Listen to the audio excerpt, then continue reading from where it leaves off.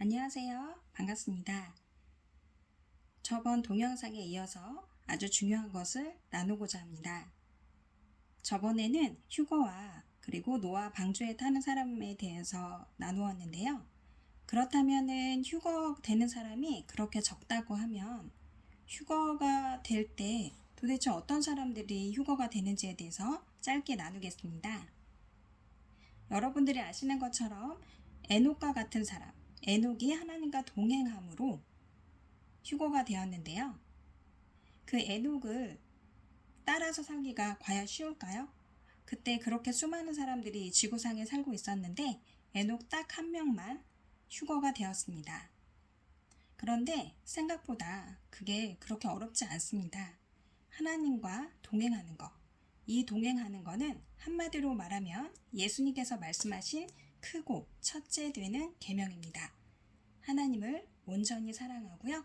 그리고 하나님의 뜻대로 살아야만 천국에 들어갈 수 있다고 예수님께서 분명히 말씀을 하셨는데, 크고 첫째 되는 계명, 목숨을 다해 하나님을 사랑하고 또 그 뜻대로 사는 자만이 천국에 들어갈 수 있다고 예수님께서 말씀하신 거에 의해서 살펴보겠습니다. 하나님의 음성을 들어야 하나님의 뜻대로 살 수 있고, 하나님의 음성을 들어야 예수님과 동행할 수가 있습니다. 예수님과 동행하려면 어떻게 해야 할까요? 되게 어렵지 않나요? 하나님의 음성을 어떻게 들어요? 도대체 하나님의 있나요? 하나님의 음성이 어떻게 들리나요? 보통 이렇게 많이 말씀을 하세요. 저도 그랬고요. 그런데 기도를 충만하게 하고 아버지를 진심으로 사랑하면 하나님의 음성을 들을 수 있습니다. 배에서 성령의 생수의 강이 흘러나오기 때문에 우리의 배에 영혼이 거하고 있는데요. 거기에서 하나님의 음성, 성령님의 음성이 흘러나옵니다. 이 음성이 어디에 있냐고요? 바로 배에 있는 양심 보따리입니다. 이 양심이라는 센서를 잘 감지를 하면은 하나님의 뜻을 분별할 수가 있습니다. 쉽지 않나요? 양심만 잘 분별하면 되세요. 우리가 흔히 그러잖아요. 양심에 부득이는 거는 못하겠어. 성경에 그런 말이 있어요. 양심에 거리낌이 없게 사도 바울이 살았다고 표현하고 있거든요. 그 양심에 거리낌이 없게 사는 방법을 선택하면 에녹과 같이 하나님과 동행할 수가 있습니다. 제가 좀 쉽게 예를 들어볼게요. 제가 간증을 하나 나누겠는데요. 이게 어떻게 이해가 될지는 모르겠지만 지금 제가 생각나는 게 이거밖에 없어서 말씀을 나누겠습니다. 저에게는 지금 고2 그리고 고3 되는 딸과 아들이 있습니다. 그 아들, 딸을 키울 때 물질 재정의 훈련을 받느라고 직장 생활을 하지 않으면 연년생 아이들을 키울 수가 없었습니다. 그래서 정말 힘들게 살아가고 있었는데요.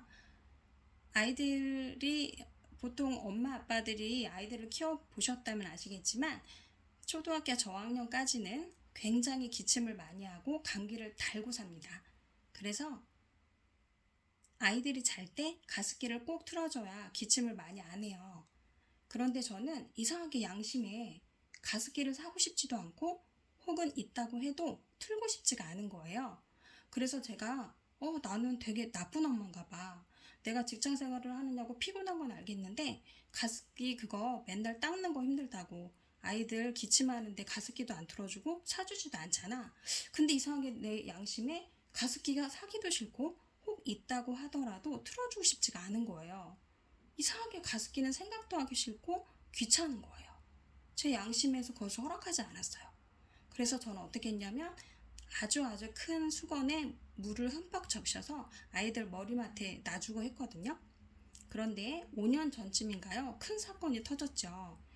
가습기 살균제로 인해서 그 사람들이 굉장히 많이 죽었고요. 그리고 너무 큰 병에 걸려서 지금도 소송 중에 있는 건이 있다고 알고 있습니다. 그때 제가 만약에 기도했을 때 양심의 센서를 관찰하지 않았다면 둘 다 아이들이 큰 병에 걸렸을 거라는 생각이 들어요. 그래서 여러분도 하나님과 동행하실 때 너무 어려우시면 양심을 보세요. 양심의 센서를 보세요. 내 마음에, 내 양심에 거리낌이 있는지 없는지 그것만 분별하시면 되세요. 저는 어떻게 생각하냐면 믿는 사람이건 하나님을 안 믿는 사람이건 주의 음성, 하나님의 뜻을 분별할 수 있는 보따리, 센서가 양심이라고 생각합니다. 우리가 양심에 화인 맞지 않고 양심대로만 살면 세상에 법이 필요가 없다고 생각합니다. 그래서 양심이 굉장히 중요합니다. 자, 이제 말씀을 좀 살펴볼게요. 사도행전 23장 1절에 사도 바울이 이렇게 말을 해요. 바울이 공회를 주목하여 이르되 여러분 형제들아 오늘까지 나는 범사에 양심을 따라 하나님을 섬겨노라. 어떻게 했다고요? 양심을 따라 하나님을 섬겼대요. 이 양심이 하나님의 법의 센서인 거죠. 기억하세요. 사도행전 24장 16절을 보면 이것으로 말미암아 나도 하나님과 사람에 대하여 항상 양심에 거리낌이 없기를 힘쓰나이다. 또 사도 바울이 이렇게 말을 했어요. 항상 양심에 거리낌이 없기를 힘쓰나이다. 결론적으로 말씀을 드리면 양심을 체크하는 거예요. 그런데 이 양심을 다 같이 똑같이 사람들이 똑같은 양심의 보따리를 갖고 있는 게 아니거든요. 이 양심을 깨끗게 해야 돼요. 그럼 이 양심을 어떻게 깨끗게 해야 되나요? 놀랍게 성경에 기록되어 있어요. 히브리서 9장 9절, 히브리서 13장 18절, 히브리서 9장 14절에 나와 있는데요. 일단 히브리서 13장 18절을 보면 우리를 위하여 기도하라. 우리는 양심에 거리끼는 것이 하나도 없다고 확신합니다. 우리는 모든 일에 바르게 처신하려고 합니다. 양심에 거리끼는 것이 하나도 없다고 확신한다고 우리를 위해서 기도해 달라고 그렇게 말을 합니다. 그리고 이제부터 되게 중요한데요. 히브리서 9장 9절에는 예물과 제사를 섬기는 즉 예배드리는 것은 그 마음, 그 양심을 온전하게 깨끗하게 할 수 없다고 기록되어 있습니다. 양심까지는 깨끗게 할 수 없다는 거죠. 옛날의 제사로는. 그래서 어떻게 했냐. 히브리서 9장 14절 예수님께서 오셔서 해결했다는 말씀이세요. 자, 읽어볼게요. 영원하신 성령으로 흠 없는 자기를 하나님께 드린 그리스도의 피가 어찌 너의 양심을 죽은 행실에서 깨끗하게 하고 살아계신 하나님을 섬기게 하지 못하겠느냐 라고 말씀을 합니다. 어려운 말씀인데 제가 다시 한번 조금 쉽게 말씀을 드리면요. 흠 없는 예수님께서 영원하신 성령으로 말미암아 예수님의 피, 그리스도의 피로 인해서 우리의 양심을 깨끗게 하고 하나님을 섬기게 할 수 있도록 부족함이 없도록 해준다는 거예요. 즉 그리스도의 피가 우리의 양심을 깨끗하게 하고 살아계신 하나님을 부족함이 없게 섬기게 할 수 있는 능력이 있다라는 거예요. 그래서 굉장히 중요한데요. 우리가 양심대로 살면 에녹과 같은 삶을 살 수 있다라고 했을 때 그 양심을 깨끗하게 관리하는 것이 중요합니다. 이 양심을 깨끗하게 관리하려면 예수 그리스도의 예슈아의 피가 필요합니다. 그래서 여러분은 매일매일 기도할 때 예수 그리스도의 피로 자기의 죄를 씻어야 합니다. 항상 예슈아의 피로 본인의 죄를 씻는 선포와 기도를 행하시고 그 피를 온전히 의지하셔야 합니다. 예수 그리스도의 피만이 우리의 죄를 깨끗게 하시고 우리가 에녹과 같이 동행할 수 있는 그러한 양심을 만들 수 있게 만들어줍니다. 그리고 베드로전서에도 이런 말씀이 나와 있는데요. 선한 양심을 가지려고 하나님께 드리는 호소입니다. 라고 맨 끝에 베드로전서 3장 21절에 나와 있어요. 예수 그리스도의 부활을 힘입어 선한 양심을 가지려고 하나님께 드리는 간구입니다. 이렇게 나와 있어요. 그래서 우리는 예수 그리스도의 피와 예수 그리스도에서 우리를 위해서 먼저 첫 부활되신 것을 힘을 얻어서 선한 양심을 가지려고 간구를 해야 되는 거예요.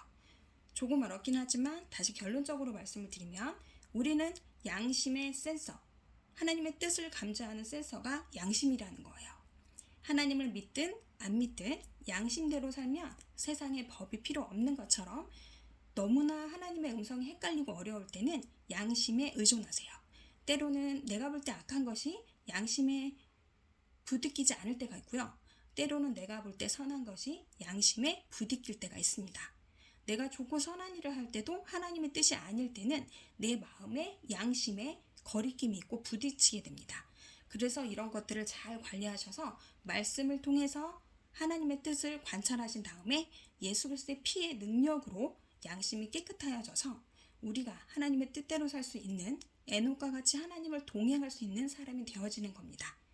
그리고 저번에 제가 했던 거 간단히 복습을 해볼게요.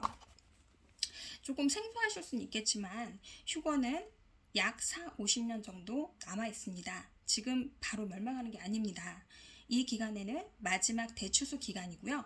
하나님께서 전 세계에 복음이 들어갈 수 있도록 온 세계에 주의 군사를 일으키실 겁니다. 그래서 그리스도에게 부의 이동이 있을 것이며 세계 정부 딥스가 하는 일을 예수 그리스도께서 타이밍을 조절하셔서 잠깐 멈추실 겁니다. 그럼에도 불구하고 환란은 계속 있기 때문에 여러분은 환란에 대비하시고 훈련하는 습관과 순간 이동과 같은 우리가 생각할 수 없는 상상을 초월하고 상식이 통하지 않는 능력과 믿음을 강구하시고 활성화시키셔야 합니다. 오늘은 여기까지 할 거고요. 제가 계속 복습을 해드릴 거예요. 지금 조금 낯설겠지만 짐승의 표는 이미 출연했다. 짐승의 표 출연하는 시기와 목배임 시기가 다르다는 것과 WCC 백신을 권장하고 성령의 운동을 하지 않고 마지막 시대를 가르치지 않고 이런 교회는 나오셔야 합니다. 더 좋은 교회를 찾아서 가십시오. 그리고 휴거는 되게 극소수이기 때문에 굉장히 많이 노력을 하셔야 된다는 것과 그렇지 않았을 때는 노아 방주 8%, 노아 방주라도 타셔서 순간 이동으로 말미암아 광야의 대환란 때 광야로 피신을 하셔야 된다는 겁니다. 그리고 좀비 출연이라든지 컴트레일이라든지 하늘의 홀로그램, CG 같은 걸 통해서 UFO나 외계인을 우리가 볼 때 정말 실제적으로 그들이 쏘아내거든요. 그런 것도 나중에 공부를 다 할 거예요. 근데 지금 한국은 너무 많이 무지하고 모르기 때문에 저와 같은 사람이 이렇게 방송을 하는 겁니다. 많이 귀 기울여 주시고 주께 각자 도생으로 나아가서 하나님께 바로 여쭤보시고요. 마지막 시대 환란 때 학습과 훈련이 정확하게 되시고 하나님의 뜻대로 에녹과 같이 승리하시기를 바랍니다. 샬롬.